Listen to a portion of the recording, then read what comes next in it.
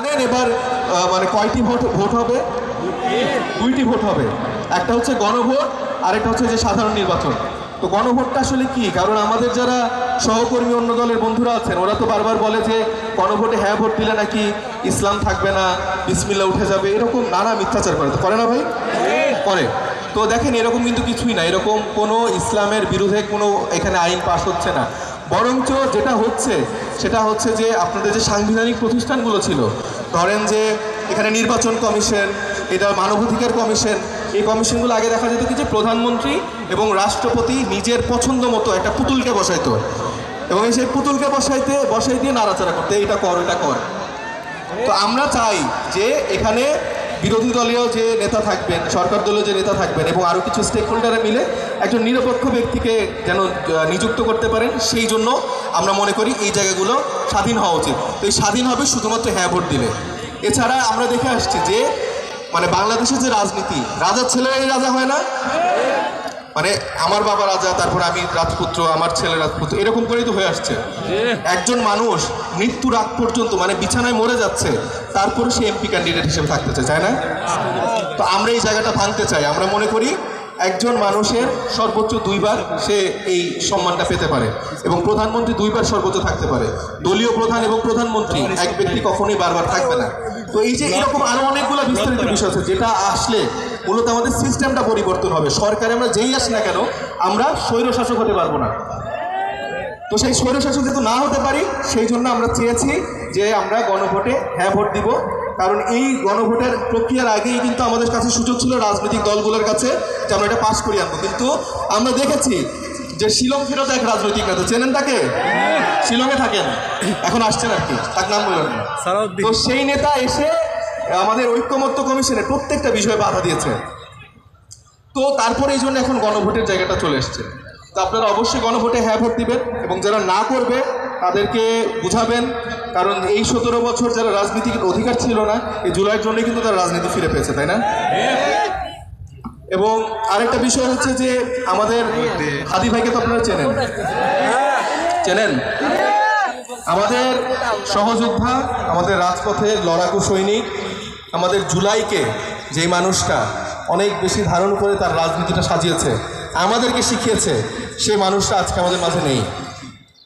সে মানুষটাকে হত্যা করা হয়েছে। আমি মনে করি রাষ্ট্রীয় মদতে বিভিন্ন গোষ্ঠীর স্বার্থে, কোনো গুপ্ত রাজনৈতিক দলের স্বার্থে হতে পারে তাকে হত্যা করে ফেলা হয়েছে। এবং তার দোষ কি ছিল? সে ভারতীয় আধিপত্যবাদের বিরুদ্ধে কথা বলতো। তার দোষ কি ছিল? সে চাঁদাবাজদের বিরুদ্ধে কথা বলতো। তার দোষ কি ছিল? সে নীতি নৈতিকতা বিসর্জন দিয়ে রাজনীতি করতে চায়নি। এটাই তার দোষ। এই দোষে কি কেউ হত্যা হতে পারে? হতে পারে না। এই দোষে কেউ হত্যা হতে পারে না। এই দোষে যদি হত্যা হতে হয়, আমিও ইনশাল্লাহ মানে নিজেকে শহীদ করতে চাই। কারণ আমি মৃত্যুর আগ পর্যন্ত এই কাজগুলোই করে যেতে চাই এবং আমি মৃত্যুর আগ পর্যন্ত আমি ইনসাফের লড়াই লড়তে চাই। আপনারা যদি আমার পাশে থাকেন, আমার সাথে থাকেন, ইনশাল্লাহ আমরা সেই ইনসাফের লড়াই লড়বো। এই জন্য যদি আমাদের শহীদী মৃত্যুও বরণ করতে হয়, সেজন্য আমি প্রস্তুত আছি ইনশাল্লাহ। কিন্তু আপনারা আমাকে একটু কথা দেন, সবাই আপনারা একটু আমাকে কথা দেন। আমাদের এই ইনসাফের লড়াইয়ে যদি আমি শহীদ হয়ে যাই, আপনারা এই লড়াইটা ইনশাল্লাহ চালিয়ে যাবেন। আপনারা শহীদ শরীফ ওসমান হাদির হত্যার বিচার চাইবেন। শাহজাদপুর থেকে ঢাকা প্রত্যেকটা অলিগলিতে আপনারা শহীদ শরীফ ওসমান হাদির বিচার চাইবেন।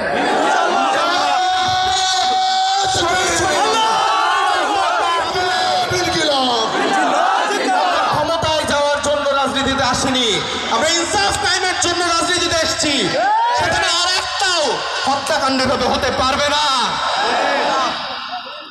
আমরা সবাই হাদি হব, আমরা সবাই হাদি হব। তুমি কে আমি কে? আরে তুমি কে আমি কে? তুমি কে আমি কে? তুমি কে আমি কে? আরে তুমি কে আমি কে? হাদি হত্যার বিচার চাই, হাদি হত্যার বিচার চাই, হাদি হত্যার বিচার চাই, হাদি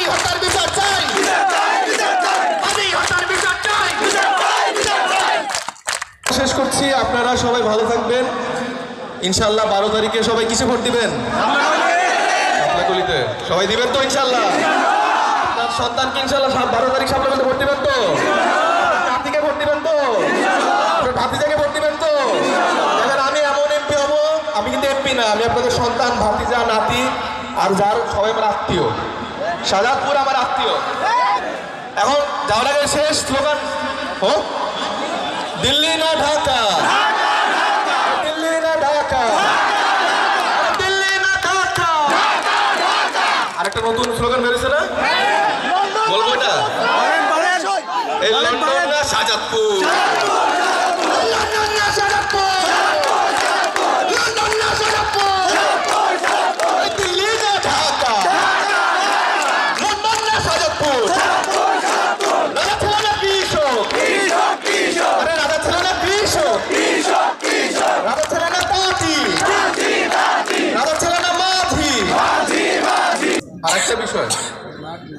আরেকটা বিষয় আসলে আমাদের মাঝে কিন্তু আমাদের নারীরাও আছেন, আমাদের মা বোনেরাও আছেন।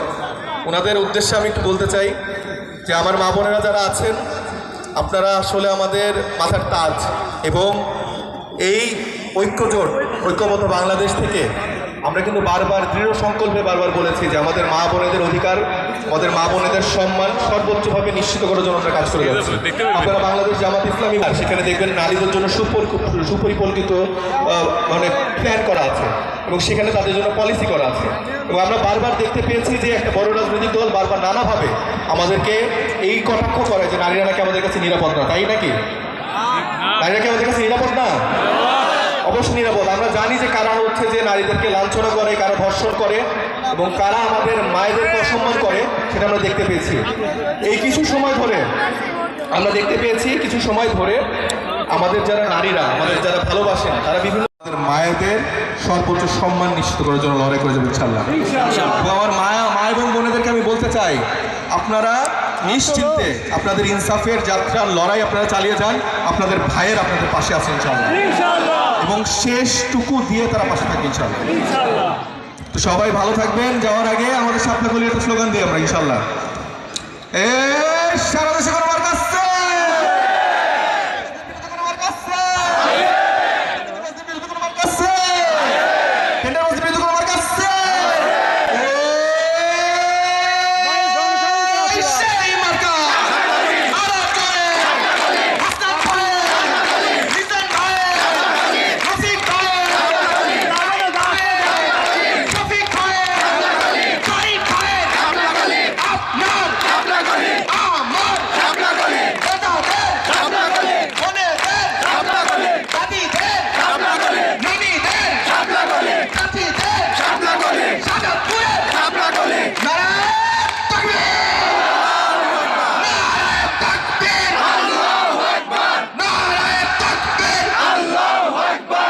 সবাই ভালো থাকবেন। আসসালামু আলাইকুম ওয়া রাহমাতুল্লাহ। ওয়ালাইকুম আসসালাম ওয়া রাহমাতুল্লাহি ওয়া বারাকাতুহু।